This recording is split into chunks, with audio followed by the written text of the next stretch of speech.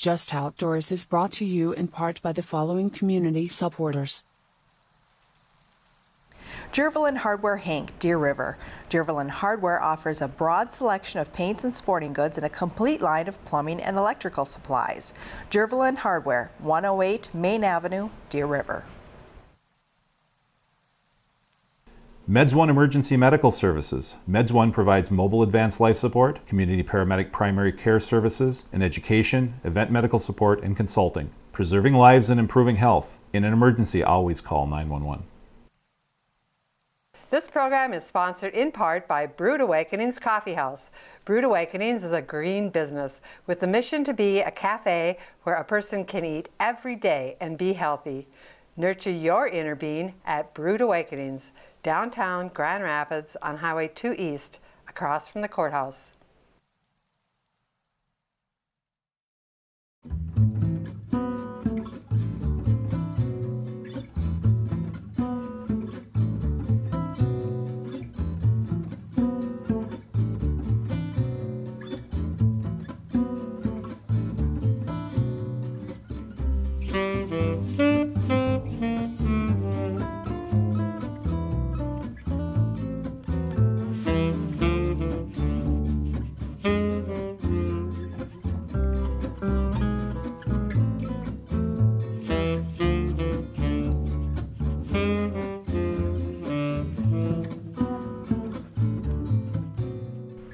Hi, my name is Tom Chapin, and welcome to Just Outdoors. This is a program to bring you the bare facts about the woods, the waters, and the wildlife of Itasca County.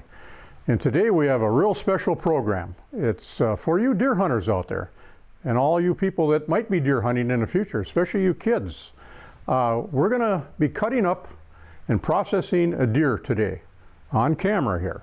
And this deer was taken just this morning. And it was taken under the special hunt permit out of the Grand Rapids area, where actually you're allowed 5 deer.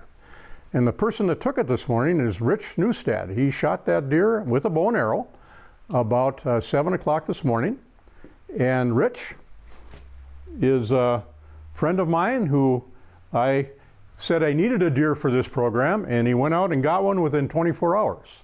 And I thought that was pretty unusual to come up with something like that so quick. But here we are.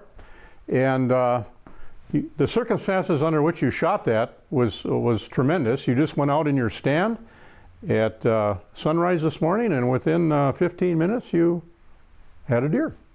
And it happens to be a year-and-a-half-old doe. And today we have with us Dan Severson. He is a meat cutter at Miners in Grand Rapids. And he was willing to come in and help us cut up this deer and show us just exactly how to professionally cut up a deer. And today we're going to start with the skinning of the deer, and then we'll end with the actual processing of the deer, showing you the different kinds of meats on the deer and how you wind up with it all packaged. And welcome to the show, Dan. Thank you. Appreciate it. Yep. And tell us a little about Dan Severson. Where you're from, how long you've been around, how long you've been a meat cutter? Well, I'm from the area. I grew up in Deer River, and I graduated in 1980. Went to meat cutting school down Pipestone, and I've been working down in St. Cloud for about 17 years, and then I decided to move back up here. So I've been working up here about 18 years now, and it's something that we grew up on the farm, cutting our own meat up, and I said, yeah, I can do this. So that's how I kind of got into it. Okay, great. So, and you are a deer hunter? And I am a deer hunter, okay. Yep. I've shot a lot of deer and cut them up and cut them up. All right. And I don't know that I'm a professional at it or not, but we're going to do our best. And well, I think you are a professional. I mean, you've been working as a meat cutter. They actually call it butchers, meat cutter, but I like meat cutter cutters, better. Yeah. And you know, you've done many of these. You work every day with a knife. And I think we got the right guy here. Well, I hope so, but we're going to give her a shot. Okay, the first thing we're going to do is probably we're going to have to skin the deer. We're going to have to skin the deer out. And that's what we're going to be doing right now. Right. And we'll kind of talk as we're going. Okay. And kind of show us exactly what you're doing. And I'll ask you some questions while you're doing this. All righty. Go from there. Sounds good. I'm going to get my knife. Okay. and a pair of rubber gloves. Okay, why do you recommend the rubber gloves? You know, this is something that you have to use, you know, you don't have to, but just a cleanliness type of deal if you're working in town and stuff. And after, you know, 30 years of using them, you just get used to it. Sure. And you kind of keep the blood and guts and stuff off your hands. Yeah. So, okay. But yeah, this is an ideal thing. Now, this was just shot this morning. Yes.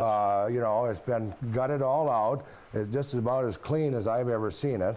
You know, the front end has been wiped down. These are going to be your tenderloins, and what's nice about doing it this way is that there's no blood clots, there's no garbage, there's no nothing on them, so you're going to be able to pull those right out and use them. And so, you know, I like it when the guys gut them out like this, even if you're gutting them out in the field, which is fine. When you get it home, take a pail of water, wash that out, and get all that garbage as much as you can get out. Open the, you know, you don't necessarily have to open that up, but that's a nice way of doing it. Get that fresh, cool air in there, clean everything, cool everything down, and you're going to end up with a nice chunk of meat. Yeah, there. we were actually using a fan on this earlier. Right. Because it was so warm. It was only shot about an hour and a half ago, 2 hours. Right. And to get a lot of that heat out of there, that's what you want. Right, and that's so. exactly what you want. You want to get that heat out. Okay. And that's why we're going to pull that hide off. You know, some guys leave that hide on, but I don't like it on there for 2 reasons. You know, it's your insulator. The faster you can get that meat to cool down and get that animal smell and everything off of there. Wild smell, this huh? wildness off of there, the better off you are. And I believe myself, there's actually oils and stuff in this hide, and that, you know, that meat will start sucking that up, and you're going to have a stronger deer the longer you leave it on there, you know. So Another thing is, I see, you know, we got the deer upside down. Yep. We got the deer as the head toward the ground. Right. Is that what you recommend at all times? That's how I like to do it, because you know, the hair is going to fall down. Your neck and stuff is where most of your hair is, and you know, nobody wants a bunch of hair on their meat. So, and this just makes it easy. What I'm going to do is, I'm just going to cut around the legs, kind of being careful a little bit so all that hair don't fall in there. Okay. You know. Yeah, because that hair, you're going to have to eventually pick out of the meat, aren't you? You're going to have a little Eventually bit of take a it look in at there. it. I mean, this is a wild animal, wild game. You expect right. something like that while you're processing. Right. So as you pull this hide off, is it, does it come off easier when the deer is warmer or Very colder? much easier, yes. Okay, so And the thing up here, what you want to be careful for, if you got it on that tendon down there, you want to be careful that you don't cut that tendon, because if you do, then the poor deer is going to fall right back. okay, this off tendon of it. right here that it's hanging on. Right, yeah, and that's what it's hanging on. Okay. So you're saying that, well, I can see how easy the hide is coming off this warm animal. Right. As it cools down, you let it hang for a couple of days, it's going to be a little tougher, right? Yes. Oh my goodness, yeah, that's just coming off terrific. Yeah, Okay. and see, you can almost pull this off Yes. without even cutting anything. Okay. So you try not to cut through the hide if you can help it, right? Right. You just kind of assist the hide coming off with your knife there. Right. And as you get this hide down and off, should there be anything done with this carcass after you get the hide off? I mean, as far as hanging, should you be in a dry area to have this carcass hanging? You should, yes. Okay. Because moisture is what really hurts animals, isn't it? I It mean, does, as far yeah. as- I mean, you want it just to get cooled down and dried up. Now, you hear And, about the scent glands on an animal. Is that something that you should be aware of here so you don't get it mixed in with the meat? Well, you want to, pull your, these are some of your glands there, and you want to clean that up as much as you can. But I think, that's why I say, I think the faster you get this hide off of there, the better off that meat is going to be, And, I mean, of course, you got to take your pictures and so on and so forth, but if you can get that off within, a few hours of shooting, then. Okay. So if you're out in a camp and you come in and you got a deer and it's noon and it's 40, 45 degrees outside, would you recommend pulling that hide off before you go out hunting before dark? Well, as I say, the faster you can get that hide off, the better off you're going to be. But you have to think of, you know, what kind of conditions that you have in your deer camp. I mean, if you're up, you know, 100 miles up north and 5 miles in the woods, and you're going to have to, you know, once you get that hide and stuff off, you're going to want to protect that meat somehow. So you don't want to throw it in the back of your truck and, you know, get it all dirty. That's where your hide kind of comes in handy. If you're going to throw it on the back of a four-wheeler or dragging it through the woods and stuff, that'll protect the meat itself. Leave the hide on, sure. Yeah, if you know, but if you got a deer camp to where you can do that, yeah. I mean, if you shoot it at noon or 10 o'clock in the morning, and you know, you got it out, open that cavity up, clean it out. Now what I've done there is just cut the tail off. Okay, so sure. But clean it out and cool it off. Then you can come home, go out in the woods, hunt again, come back at you know, 6, 7 o'clock, and then skin it out there, and it'll skin out fairly easy. In your opinion, what's your critical temperature, your high temperature on keeping a deer overnight, you know, hanging? Well, you got to remember now, this deer is probably right around 100 degrees. And so when you pull this hide off, it's going to start cooling off. And by the evening time, you know, if it gets in that 40 degrees or so in the evening, you know, if you can leave it hang out where the air gets in it and stuff, you're okay then, as long as you can go, yeah, you're all right on that. Are you all right for a couple days? Yeah. Okay. So 40 degrees is right.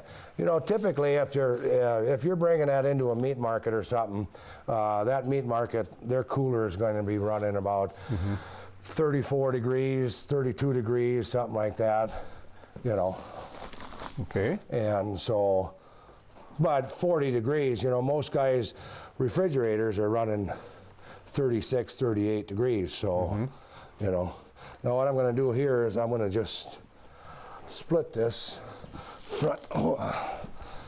front leg a little bit, and just take your knife right between the meat and right underneath that skin.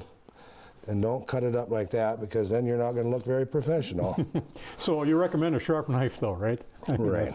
And you're going to get a little bit of it, I mean, no matter what you've done, you know. But I see you're using like a professional boning knife. This is. That's a boning knife. That's one of the best knives you can use in this situation, isn't it?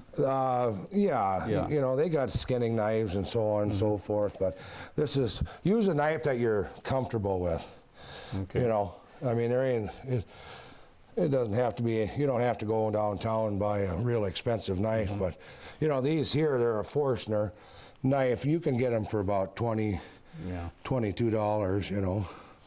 Now we're looking at this whole deer carcass. You've seen a lot of these, and you can kind of estimate in your mind as a professional, how much processed meat do you think you're going to get off of this in pounds? I'm going to bone it out. Yes. And, you know, so you're going to be throwing your bones and stuff away. Sure. But you probably, you know, you don't get nearly as much as a guy thinks. You know, when you look at that animal, you think, geez, there's a lot of meat on there. But you're probably, I would say, boned out on an animal like this, you're probably looking at 35, 40 pounds maybe. And this is about a 100-pound animal, isn't it? Yeah. Okay. So 30 pounds of boned out meat, that's still a lot of meat. Yeah, it is, actually. I mean, you know, especially when you don't have you're eating the whole thing. Right. So, yeah, there ain't going to be no waste or none of that, you know.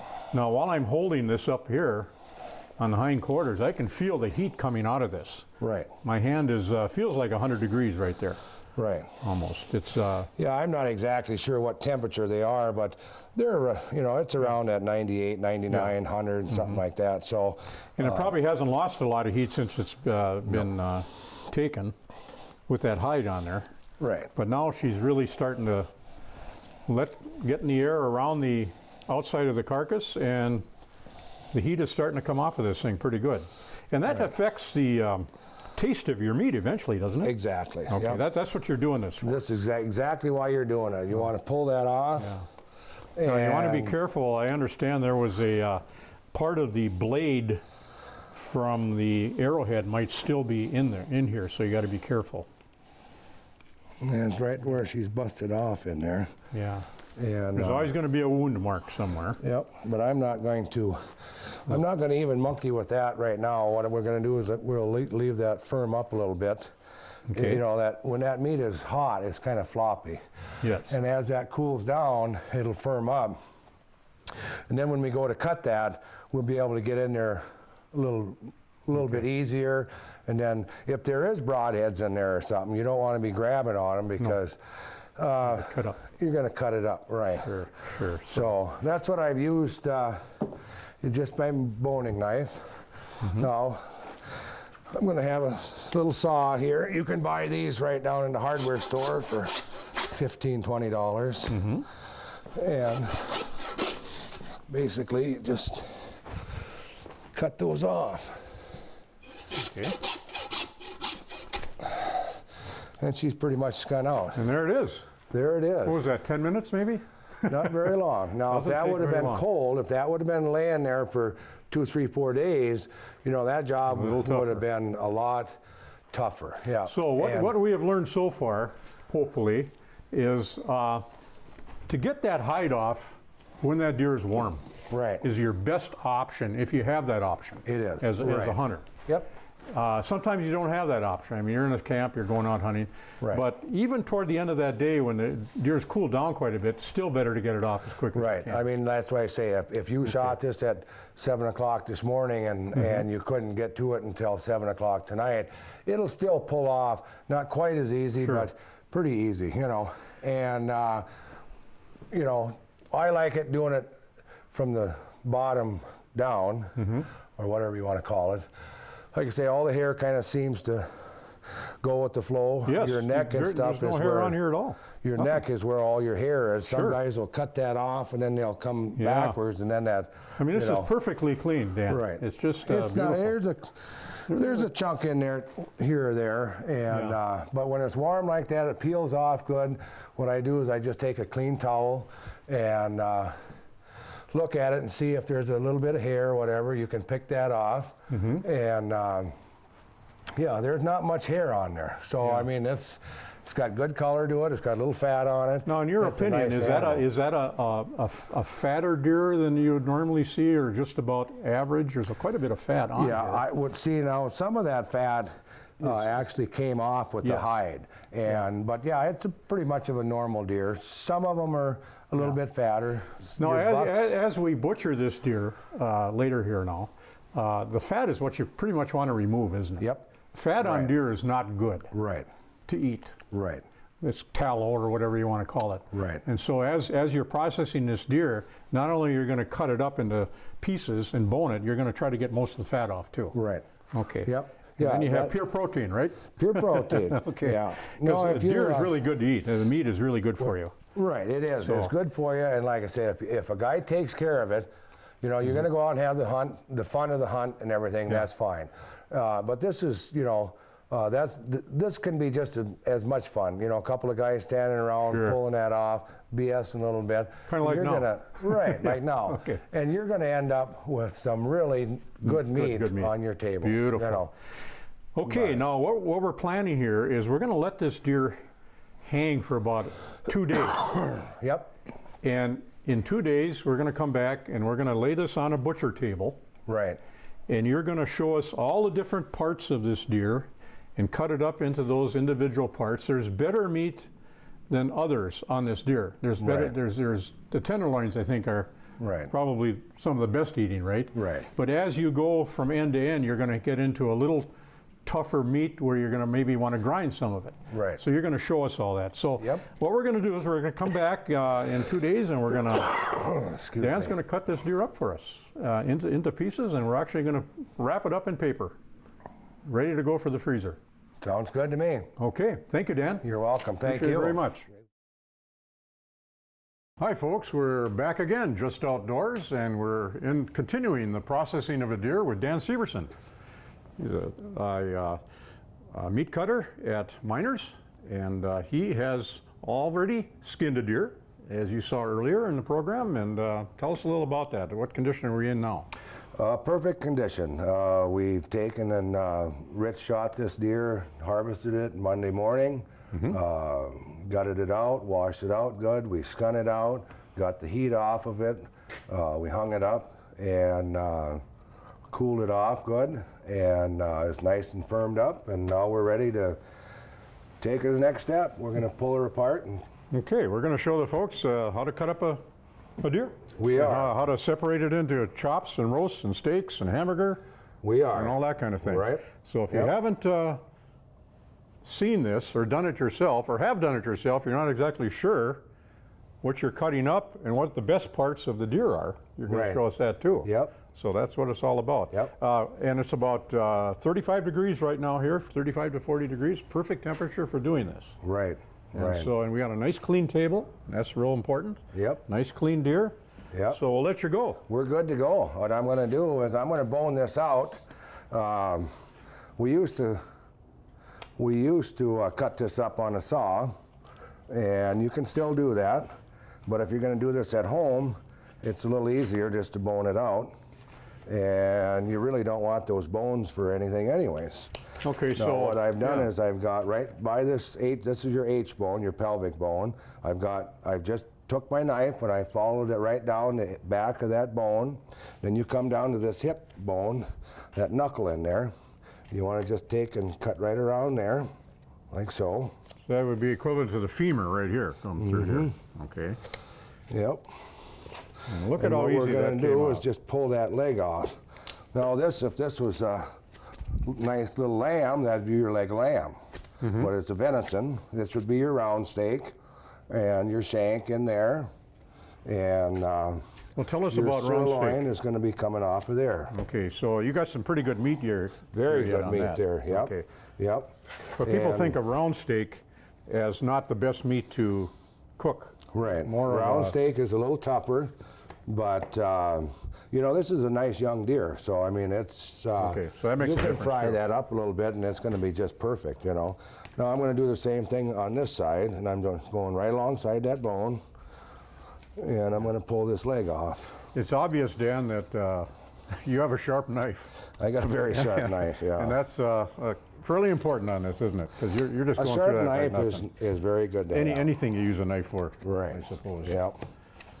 What it's hard to believe is when you look at the side of this, the amount of fat and tallow on this animal. Yep. There's about an inch of it right there. Yep.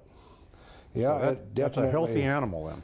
definitely had some good eating. Now, inside here, this is where your tenderloins are, and that's the best part of the whole. Okay, can you critter. get that on there? Okay. You got that? Yeah.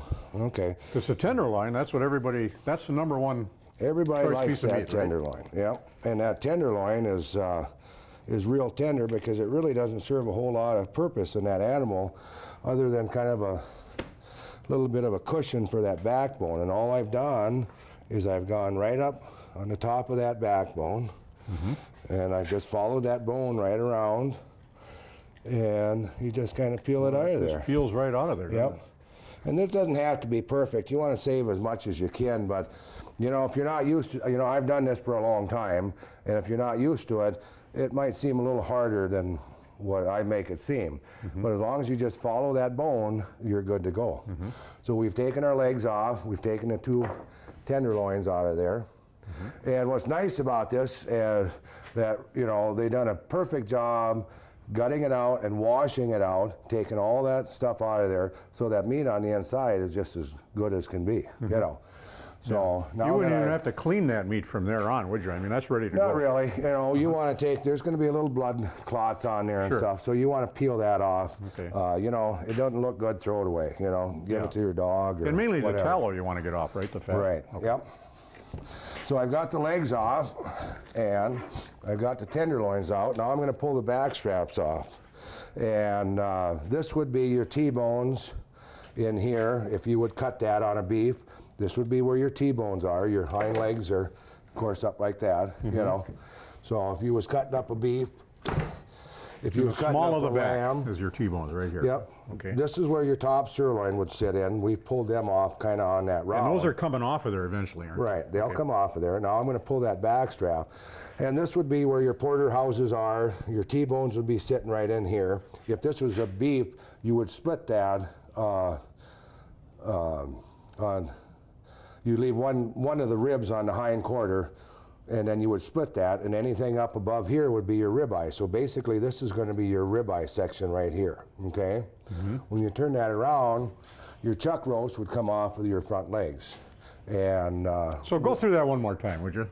Chuck roast all the way down. So people right. know. Okay. Yeah, yeah, on this animal here, if this was a beef, you would take your shank off, and that would be your beef shank, your lamb shank, whatever. Okay. And then what you would do is cut a couple of roasts off of here. These would be your arm roasts. And then you would turn that around and cut your chuck roast off of here. So this is basically your chuck right in the front here, okay? Shoulder. Your chuck shoulder, right, right. And then your brisket, if you ever bought a brisket in town, a beef brisket, that's where that comes off of, is right down here. If this was a pig, what you would do is you would go right above the bone and pull this muscle right off. That's where your belly is. That's where your bacon is on a pig. You know. Okay. Yeah, and then right below that is where your ribs would sit. Okay. So, and then you would go into, you know, your flank. If you buy a flank steak or something, that comes off of this area right here. It's a flank muscle that sits right in here. So, Okay. yeah.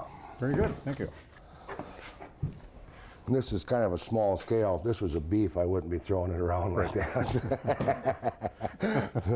So what I'm going to do is I'm going to go on the back side, on one side of that backbone, and then I'm going to go straight down, and hopefully I do this the right way. But I'm just following that backbone is all I'm going to do. And I'm going to get Okay, down. on this side of the animal, on the backbone. Yep. Okay. Yep, and that backbone goes down and it hits the rib bone, and then I'm going to just curve around on that rib bone. And we're going to pull that back strap right off of there. And we'll do it on the other side Okay. in the same way. And Okay, now basically, there's a lot of meat there. there's a lot of meat. And this is the, other than the tenderloin, this is going to be Your steaks, right? your steaks. Okay. And these are your chops. You know, people call them What's the difference? venison chops. That's a tough one, Tom. Okay. Spelling, huh? Your chops always come off your backbone. Your T-bone, your porterhouse, your ribeyes, your lamb chops, your venison chops. It kind of comes off of this. Steak is more related to your, you know, like your chuck. You can cut chuck steaks off of that, or you can cut round steaks and stuff off of that.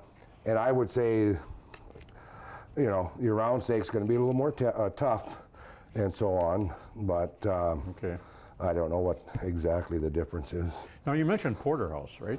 Right. Is that like the top steak in the animal compared to like a T-bone? A lot of people like that ribeye because of the marbling and the fat. So And it's a little bit closer to the ribs, isn't it?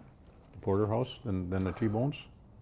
Okay, the only difference between a porterhouse and a T-bone is if we pull that off, now we bone this out. So basically what we've got is we've got our top back strap, okay?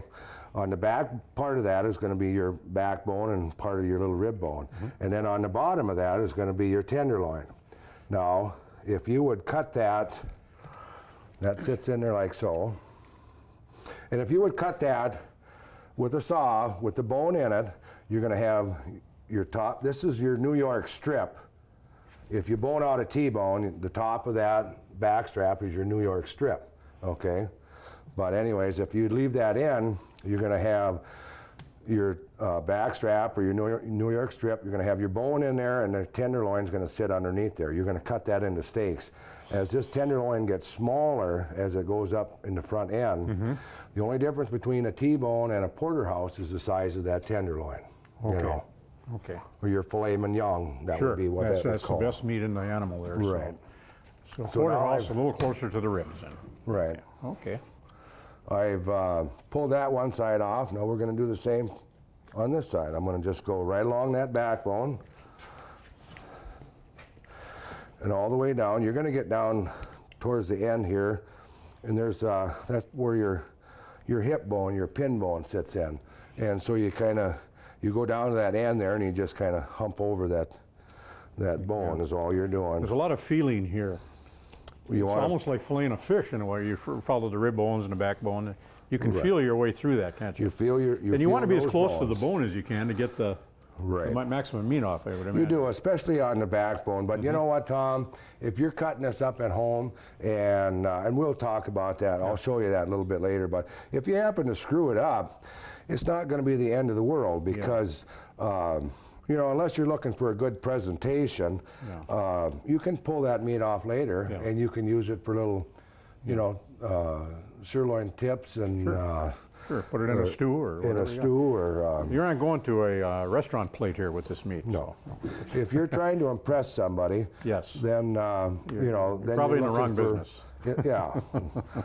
So the only thing when you're doing this is you kind of want to be a little bit careful, especially when you got a knife like this. Yes. That you don't get your finger in there and take off part of your finger, because you know what? That hurts. Yeah. No, I see you're cutting that. Are you going along a bone along there? There's a rib bone. You can kind of see where that rib bone goes. But you didn't go any farther down here. You kind of knew where to go here. Right. This is where your back strap ends, and then this is where, you know, your yeah. You can kind of tell by the amount of fat on that or something. You kind of went along the fat line there. Right. Yeah. But you know, you can kind of feel that even when you're poked down. You can kind of feel where that meat ends and that bone starts. And you know, it's normally about 3 inches or so. I didn't realize there was a bone right in there, but very easy to. And then you just come up front here, like so. Poof, you got her done. Wow. So far, we got her done. Now, what I want to do is, and I don't know if this is the right way of doing it, but what are you doing there? The you easiest just removed way. the front quarters, but I took that front leg off, and that's you know, part of your chuck right there, and I did that because it's just easier to work with. It gets in the way, yeah. Right. Now There's this still side, meat left under there, though, isn't oh there? yeah. Okay. Yeah. Now this side is where. Got to be careful there, don't you? This side is where that arrow went in, and I was told that there might be a part of a broadhead still stuck in there. And this is a deer shot by Rich Newstead Monday morning with the Grand Rapids Special Hunt, right in the city limits of Grand Rapids. So, right. I have to say that. Beautiful job on it. You can see where that arrow did go in there, or if this would have been a bullet, you can see where it went in there, and it looks terrible. So what we want to do is, what I like to do is I kind of leave that for last because that's kind of icky. And so we're going to cut up our nicer stuff, and then, you know, and I clean this up pretty good, and then, you know, some of that stuff is not even worth trying to save. So you're going to have this on almost every deer, too. You're going to have this pretty much. If you took it with a gun or a bow, you're going to have a certain portion, certain percentage of the meat that's you're not going to be able to save. Right. But sometimes if you do it right, it can be a real small portion, too. Right. Okay. And this actually looks a lot worse than what it is. A lot of that is just, you know, like clotted blood and stuff, but you want to make sure, or so what you're doing is kind of cleaning up the wound area right now. just cleaning that up a little bit and getting that off the table. You know, like I say, it actually looks like a lot more meat than what it really is, but you don't want to put that into sausage or anything. Yeah. I wouldn't want to anyways. Boy, it's just hard to emphasize more the sharp knife you have there. That's just it makes a difference. For yeah. sure. Do you have to ever sharpen your knife during your process here? Well, usually a knife is good for for a deer. For several deer. But I mean, you know, the more you run it on that bone, of course, that more that edge is going to turn over. You know. So now that we've got pretty much all of our parts taken off,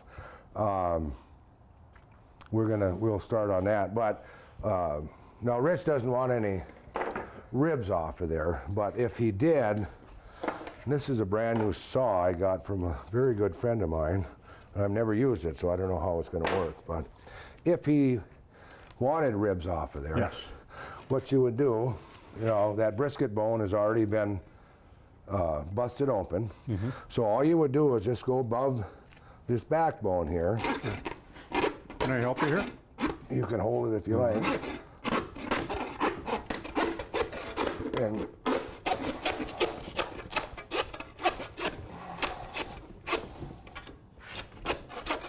I ain't as strong There's some as I really used to fine be. meat on there, isn't there? Yes. Okay. Yep. No different than a pig or a cow where you got your rib meat. Right. is, And that would be your rib. And there again, you know, the fine job that he's done gutting this animal out and cleaning it, you can see that those ribs are just beautiful. Perfect. Yeah. You know. Almost like a and right. So what we're going to do is just put that baby over there. And the ribs come up onto this brisket bone, and there's actually cartilage in there, and you really don't want that on there. So if you took your knife, you could cut. You've done that before.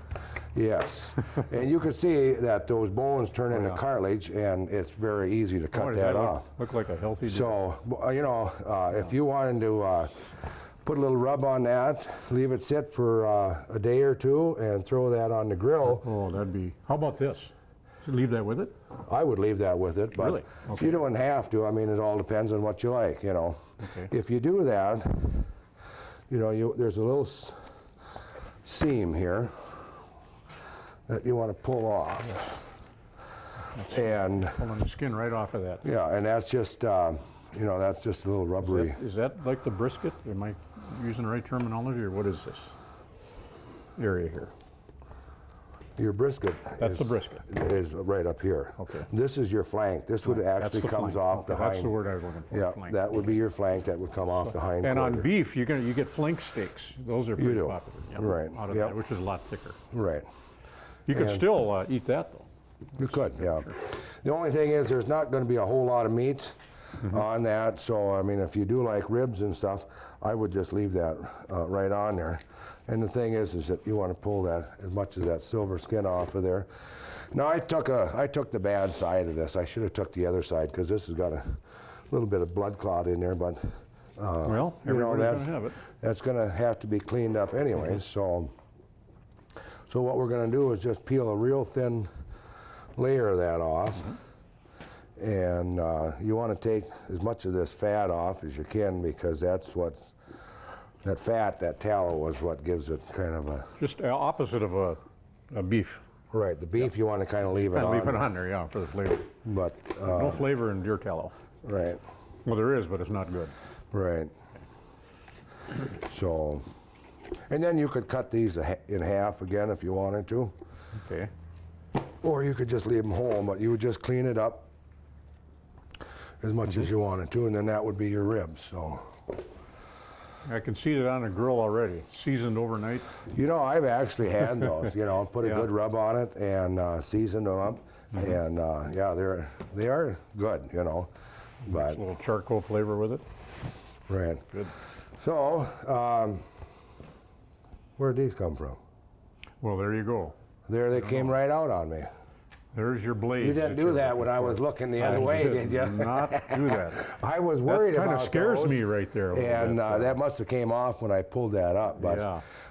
Those are the two blades that came off the main blade, right? I think. There's are three those the of those. inserts, or what are they? yep, Yeah. Oh boy. yep. Yeah. And Okay. that's what I was kind of scared of, but they must have fell out of there. Boy. So that worked out good. No. No. Looks like you're going to be chopping steaks up here. What we want to do is just pull that fat layer right off of there, Wow. like so.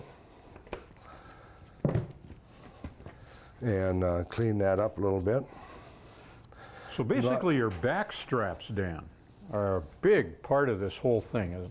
That's what everybody wants. They want The back those back straps. A lot of guys will call that a tenderloin. You know, I pull them tenderloins off. Well, your tenderloin Well, actually inside. are inside. Yeah, and that's easier. those little easier guys right You there. betcha. Okay. And then you. Look at how beautiful that is. But yeah, you can't get a nicer piece of meat than that. No. And then what I do is I just poke that knife right underneath that silver skin and just peel that off.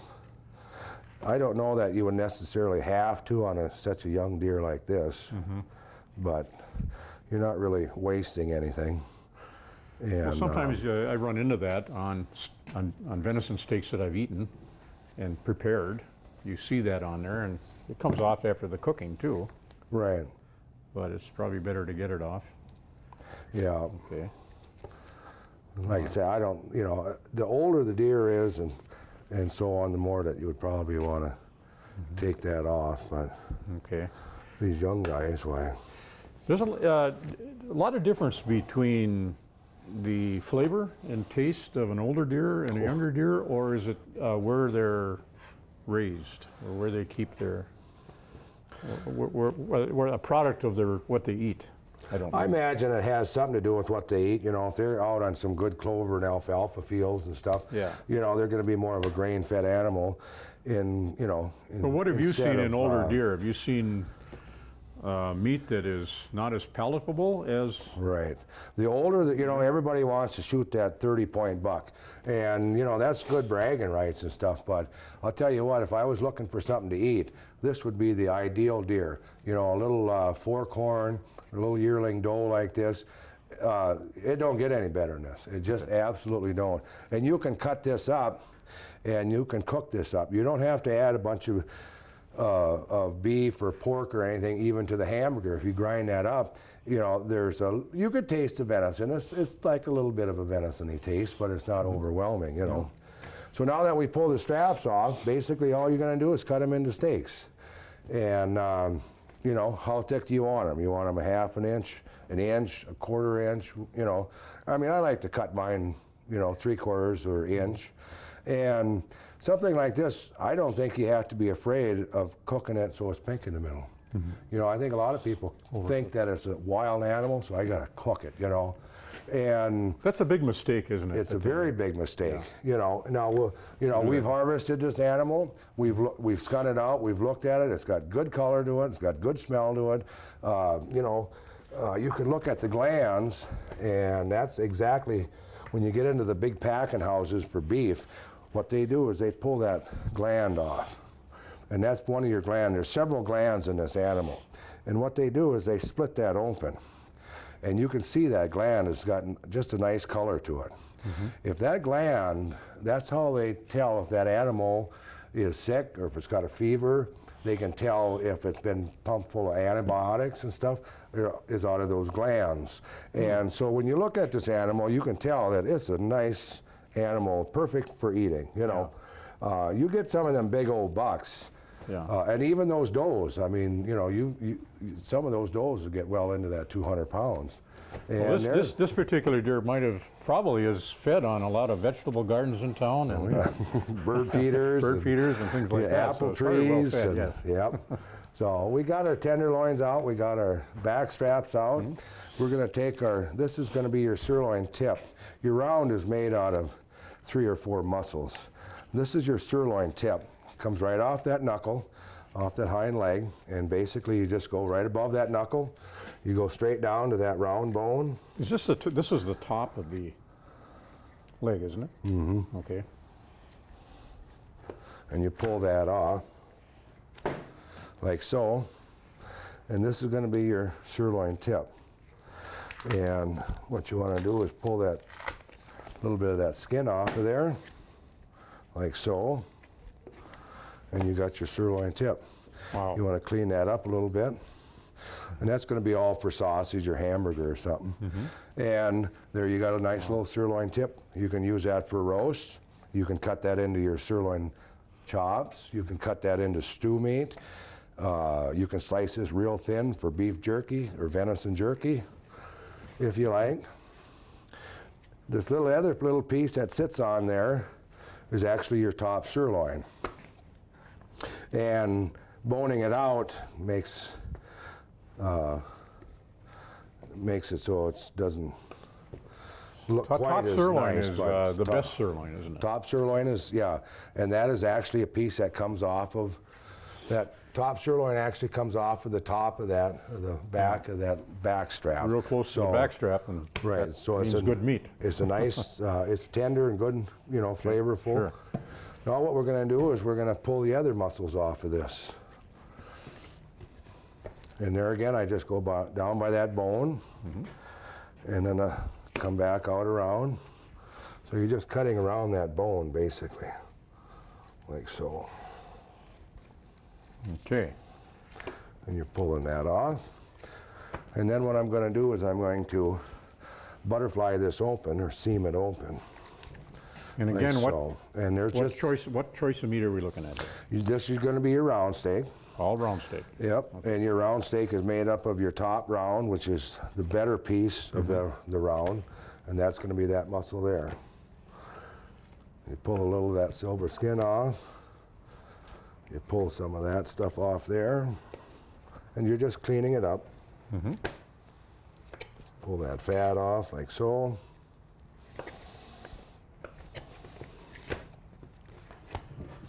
And there again, you got a nice little roast. You got It's whatever you want to do with it. cut steaks out of it, cut stew meat out of it. You know, basically whatever you want to do. So Would that be as tender as any of the other? your back straps are going to be the best. That's the best. That's the most tender, right? Yep, this is the best of the best. But they're going to taste the same. It's just the consistency, right? Right, pretty much so, yeah. This is going to be a little bit tougher. But, you know, you cut a steak off of that, and, you know, on a young deer, it ain't going to be tough no matter, it shouldn't be tough unless you really cook it too much, you know. Yeah, so, even this part of the deer won't be even tough the in this round one. steak, yeah. Okay, so you know, you should be able to fry that up a little bit, and yeah, it's not going to be tough. And I see you cut them fairly thick, and I think that's probably better as far as cooking goes. It doesn't overcook the meat. Right. When you cut it a little thicker, you give her. I think that's the biggest thing that people.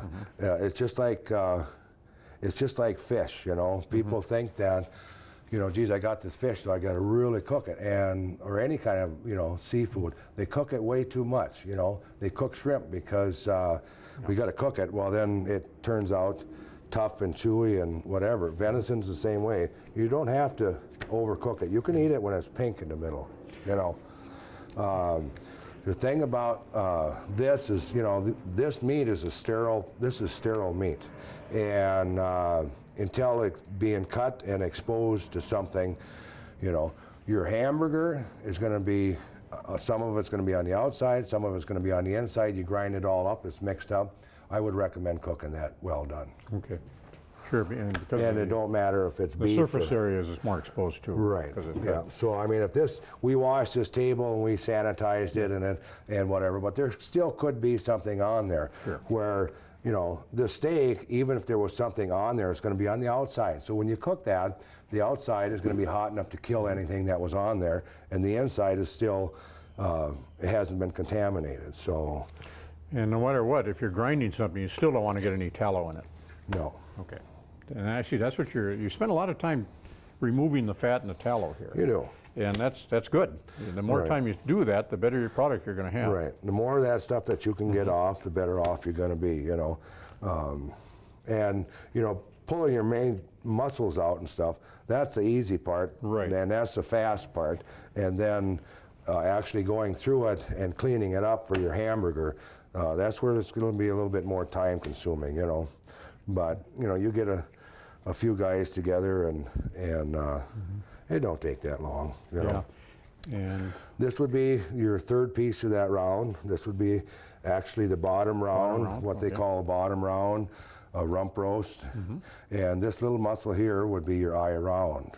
And, you know, basically it's all round steak, but you could actually pull that off, and, you know, you could bread it and bake it like that, or whatever you want. So there we got that. We got our loins, we got our tenderloins, we got a round, we got a trim for that. We got a couple of nice round steaks. That's your top round. We can use that for roast, or like I say, whatever you want. You got your nice sirloin tip. That's all cleaned up pretty much, and you know, chop that up into chunks, throw it in a stew meat. You got your top sirloin, which looks kind of chopped up, but we'll clean that up. You can cut steaks in that, or stew meat, or or what have you. Now we got that front leg we're going to deal with. Yeah. So what you're doing is you're doing half the deer here. Yeah, I'm kind of jumping around here. Jumping around, okay. So, and what I do on this is, this front is kind of a, you can make a nice roast out of it. It's more of a hamburger. A lot of tendons in there, isn't there? A lot more, there's going to be, a little chewier, let's put it that way. Yep. Okay. So what you do is you go right behind that front elbow there and just straight down to the bone again. And you just follow that bone. This is your blade bone that sits right in there.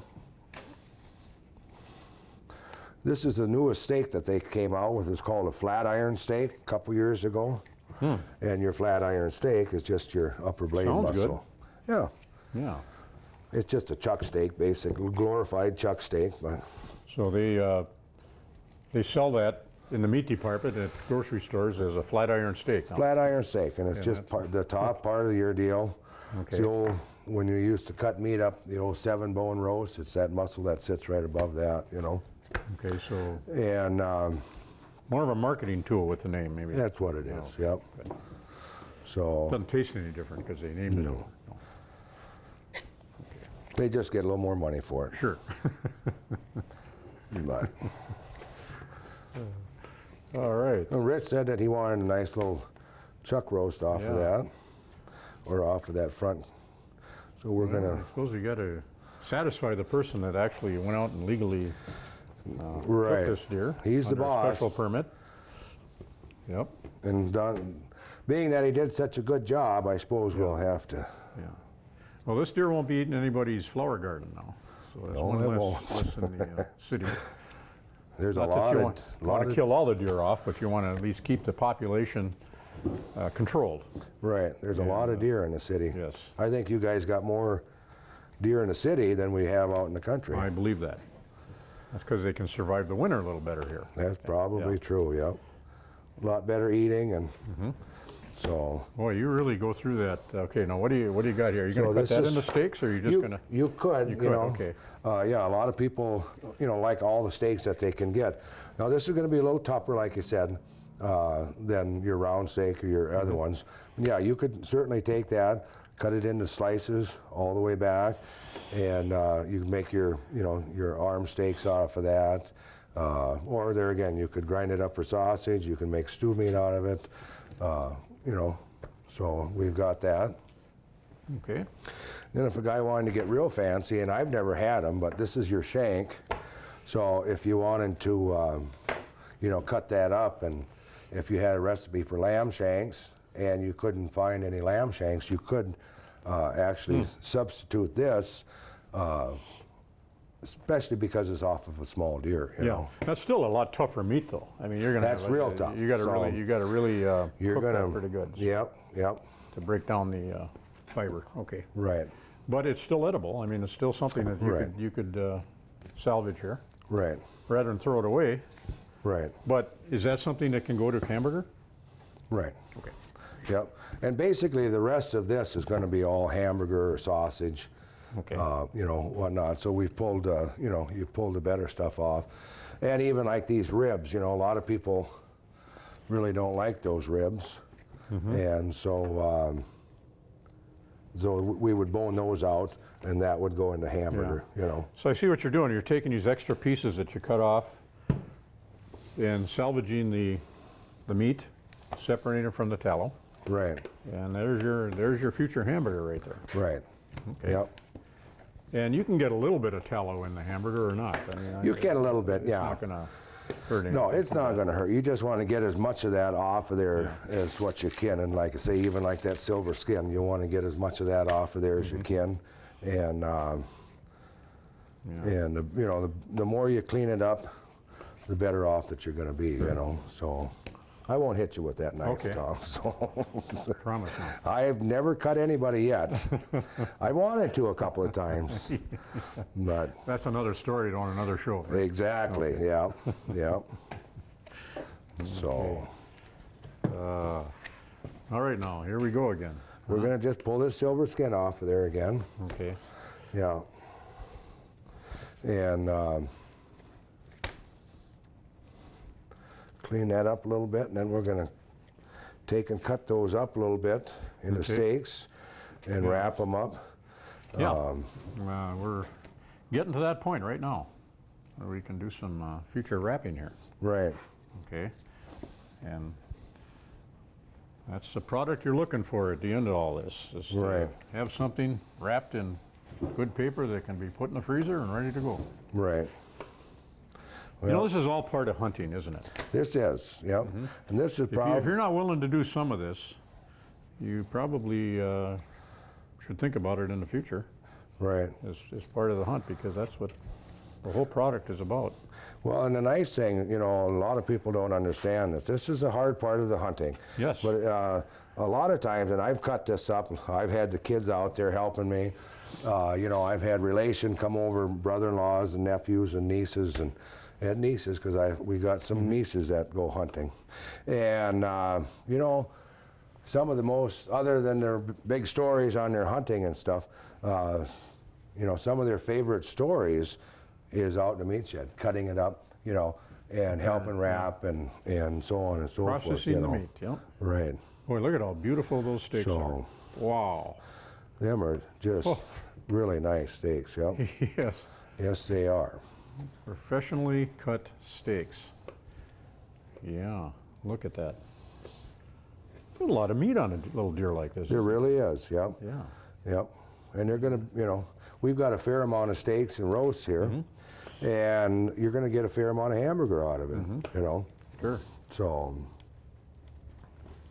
Okay. And you want to kind of keep in mind maybe what you're cutting here, so you can maybe package it and mark it on a package? Right. Yep. So that helps. So we've got our chops.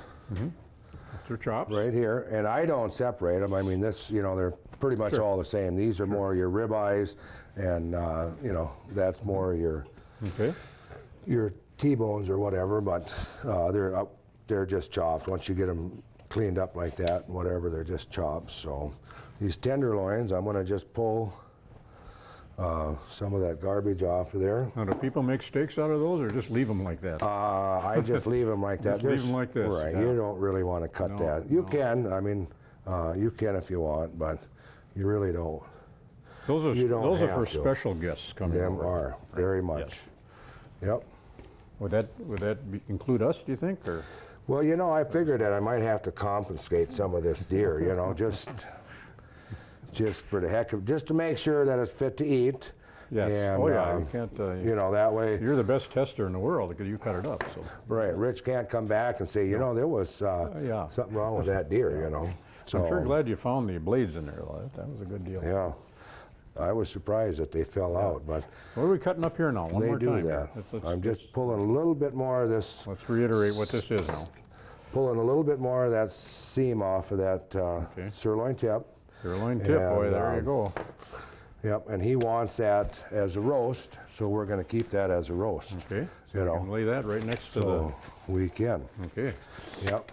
Now, and what I'm going to do is, you don't have to wear these rubber gloves. I just put them on because I've been doing it for a long time, and it kind of keeps the blood and the stuff off of your hands.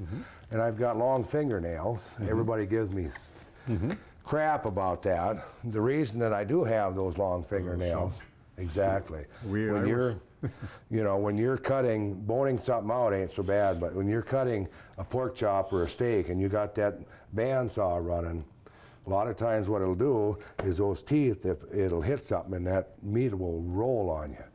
Well, if you got those daggers on your hands, you know, you can better that than the finger. You can keep it from rolling, yeah. And if you keep it from rolling, you keep it from cutting your fingers off, you know. Yep. So should we wrap some of this and get it off our table so we can move the rest of the stuff over and clean up our hamburger? I think so. Very good. That would be great. Well, all we're going to do is we got to decide how many chops or whatever we want in a package or whatever we want. So we decide we're going to put 4 chops in a package and so on like that. Okay. So what I've got is this is regular freezer paper that I'm going to use. Freezer paper is waxed on one side and it's not waxed on the other. And what that wax is going to do is just kind of keep it from deteriorating in the freezer. So basically what you're going to do is you're going to angle it. You know, you can pull that off however big that you want it. You can buy it in commercial rolls like this, or you can buy it in little ones. And there's actually different sizes of that, heavier paper and lighter paper. There is. Right. Now, depending upon how long you're going to leave that in the freezer, you know, if you're going to leave it in there for 6 months, this freezer wrap works excellent, 8 months. You can wrap that in cellophane first. Like a saran wrap or something saran like wrap, that. Okay. and then wrap it in white paper. And how long, how much longer will that give you? Well, the more you seal it up, the longer, of course, the longer it's going to keep. So, you know, you could, you know, keep it for a year or so, but you know what, Tom, when you shoot a little deer like this, and you should eat it up right away because it's good stuff, you know. And so, and then we got freezer. Yeah. This is regular freezer tape. Now the main thing is, the reason for all this is keeping the air away from the meat. Keeping the air away from the meat, right. So if you wrap it in saran wrap, that's just another level. It's just another level to help it, right. Okay. And what we're going to do is, we only got one of this, so we're going to mark a V on it for venison, and we're going to put tenderloin. And then what I like to do is put the date, 14. Now, I don't know if you have to put the numbers off of your tag on there, or if you're doing it yourself or something like that, you know, but... You recommended to have the tag from the deer in the freezer with the meat. Okay. And when I do it, I like to put that date on it, because sometimes, you know, as well as I do, is sometimes packages get lost, and you find a package on the bottom of your freezer, and you think, well, geez, what year does this come from, you know? So, and then on this here, I just put a V for venison, tip, roast, and... So when you go to your freezer, you have a variety of choices. Yep. Whoever comes over, you can go to that level then. Right. Okay. And I use a little bit more of this paper than what I would have to. Not a bad idea, though, because then you're getting a couple wraps on it then. Well, the thing is, paper is actually cheap, you know. And the more paper that you put on there, the better off that you're going to be. Wow. And normally you have one of the kids wrapping and the other kid, or the other hunting partner. One's wrapping, one's writing the stuff on there, and one's throwing it in the freezer. And you want to make sure when you're freezing this that you don't put it all in a big ball. When you put it in your freezer, you want to kind of lay it out.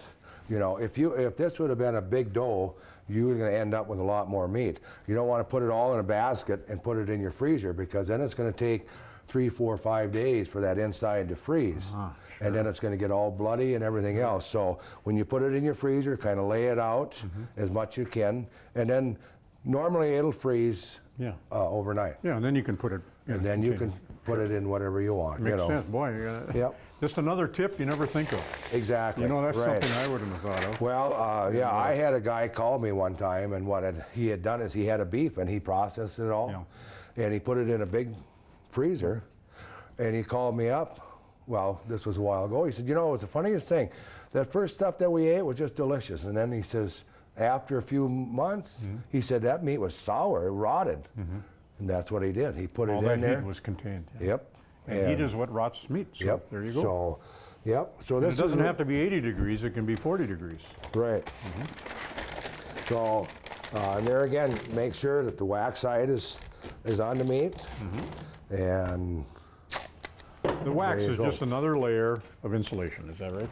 Well, the wax keeps it so that the air can't get in and out of that package. That's what it does, you know. If you got it in a big deep freeze, it lasts a lot longer. If you put that in the top of your refrigerator, what happens is that air circulates out of your refrigerator into your freezer, and it's constantly circulating. Any smells that you got in the refrigerator is going to go into that freezer. So if you put this on the top of a refrigerator freezer, no more than a month. And after a month, that's going to start picking up smells and the taste of whatever you got in there. You put in some spaghetti or leftover, you know, garlic bread or whatever on the top of the refrigerator freezer. That will no more than a month. That I wouldn't have thought about. Yep. Interesting. Yep. Okay. So, okay, now we're in the process. So we got some packaging done here. Show you how to do that, and all those hints that you had on packaging. Put it in the refrigerator and the freezer and all the air circulation. Great stuff. Now we got some hamburger. We're going to mix it. That's usually the last thing you're going to work with. Yep. Because you get all the trimmings. Yep. This is the most the most time consuming is something like that. You know, some of this stuff we're going to go back through it and pull the rest of that fat and stuff off of it. We're just going to, you know, this is basically all hamburger here. There again, all you're doing is following that bone and pulling that meat off of there. And sometimes it, you know, that there's just a thin layer of meat on there, and it looks like there's a lot more than what there really is. Adds up, though. And it will add up, yeah. But you know, you get into that neck part and so on. Yeah. That's going to be a little tougher deal. But Dan, there's basically no meat on the deer that isn't good for hamburger, is there? right. Yep. You can. If it's red, it goes in. Yep. You can basically grind the whole thing up. I have had people that'll say, you know, we don't like steak, we don't like roast, we eat a lot of hamburger. And the nice thing about hamburgers, you can put it into anything you want, and hot dishes, hamburgers, you know, whatever you want to do with it, tacos and chili. And so if that's the way you eat it, don't be, you know, I mean, me as a butcher, I'd say, man, you can't grind that up. But if that's what you're going to eat, grind it up, you know. So we've just cleaned that off. If a guy really wanted to, you know, you could take and throw that in a crock full of water, boil that up with a little onion and celery, a little salt and pepper, and you'd have a nice little broth there, you know. Beautiful. One thing, if you're gonna, I feed venison bones to my dogs and stuff, and they love it. If your dog ain't used to it, it's gonna get the craps. So be careful if you got a dog and stuff. If he's not used to venison, if he's not used to it, digestive problems at the end. He's going to get it from it. So now this is basically done. We can pretty much, yeah. Okay. I can go through that a little bit more, Okay, but yeah, like I say, it looks like there's a lot of meat on there, but then when you go it's just a thin. yeah, I mean you ain't gonna monkey with it. So Okay. Yep. So we've got that. We're going to clean that all up. We're going to make hamburger out of it. I think Rich is going to make actually sausage and stuff out of it. So, Okay, when you say clean this up, it seems like there's a lot of sheathing on the meat. Right. You're going to go through every piece here and get all that off of there. You're going to work on every piece here. right, we're And going to try to clean get as that much up. meat as Yep. you can. Most Okay. of that stuff, you know, ain't going to Yeah. bother it at all. You know, Yeah. something like that there, you want to pull that off there. Sure. You don't want to just grind that up because that's where you're going to get that tallowy taste in your mouth and so on. So yeah, just clean it up as good as you can, you know. Yeah. Tallow doesn't melt like good beef fat It doesn't, no. at all. It just kind of sticks there, and that's what you don't want in your hamburger or Right, anywhere. not in venison. You don't want that fat, you know. And when we grind that up for hamburger, you want to put a little pork in there, that's fine. You want to put a little beef in there, that's fine. Are you talking about beef meat or beef fat? Some Or people pork put the fat in there. I use like you know, like if you can get like a 60% pork trimmings, that's about 60% lean and about 40% fat or something. That works out Okay, good. pork trimmings, you're talking fat. Right. Well, no, you can fat end. like if you buy like a pork shoulder Okay. or a pork butt or something, you know, that's going to have some meat and some fat in there. So you want to mix that in there. And when you mix it in, when I'm saying 60%, I mean that pork butt when you buy it, you want it about 60% lean and about 40% fat. So you want a good mixture of fat in there. And then when you mix that in, you can mix it in like 25% pork and 75% venison or 50-50, whatever you want, you know. Okay. One thing I did last year was the first time I did it. I took some fatty bacon and I ground that up with that venison. Oh my God, boy. was that good. That's good. It was. Yeah. And Yeah. it was really good. Wow. So, or you can just grind it straight, Sure. you know. So Yeah, the benefit of I can see the bacon in there. Get a little more salt, that bacon salty taste, and really give it a good flavor. Okay, really, you know. So you know, let's one last thing here. We're just getting down to the end. You got about a 90, 100 pound animal here. Looks like we're going to get about 30 pounds of meat out of this, aren't we? Right. Yeah, you'll get probably a little bit more than that. Actually, Even a little more than that. Huh? So that's pretty good, isn't it? It is. When you can very get 1/3 meat, right. actual boned out meat. Right. All edible, boned out, Meat. clean meat. Yeah. So if you're looking at 30%, so people that take their deer in to processors, and they come back and they have this little box of meat and they're a little disappointed, they shouldn't be if it's boned out, because they're not expecting to get, I hope they're not expecting to get 60 pounds of meat out of a 90-pound deer. Right. You know? Well, a lot of people do that, you know. They do, and yeah. another thing too, Tom, is it all depends on how you shoot that. You shoot this with a 30-06. This is a smaller deer. You hit it in that front shoulder.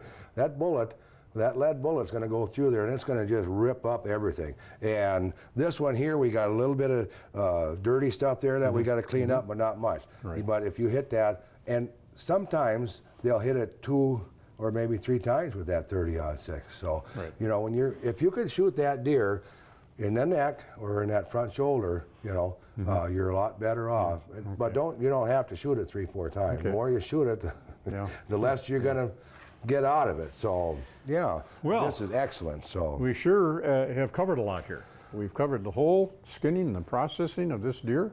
People are going to be doing this in a couple of weeks, hopefully. Right before the 2014 deer season. Right. With rifle and bow and arrow and muzzle loader, and that's coming up. I hope you folks have learned quite a bit from this and learned how important some of these finer things are. And I'd like you to mention just a couple things that people should think about, just to kind of wrap up the show here. Well, I think the biggest thing is, you know, we've done this just ideally. We shot it right away in the morning. We done a perfect job gutting it out. We busted the brisket bone. We took some water. We washed it out. We hung it up. Within a couple hours, we skun it out. We got that heat out of there. We put that in a cooler. You know, and when it's cold out, you can leave it in the garage. Cool that animal down real good, and then we left it for a day, and now we're cutting it up. And this is the ideal thing, you know, getting it done. You know, get that heat out of there, getting it cleaned up, and being proud of something that you can say, we done a good job, and this is something great to be proud of, I think. Yeah, all the steps it took to get to here were top notch, weren't they? Right. The way it was taken, everything here. Everybody done a good job, I think. And, especially the butcher here. Well, I don't know about that. Doing great. And I thank you very much for coming in. Thank you very much. I think people are really going to enjoy this. And Dan Severson, I thank you again. Well, thank you. I appreciate it. It's my honor. Okay, my honor. Very good. And folks, keep informed on this, and just keep informed and watch Just Outdoors.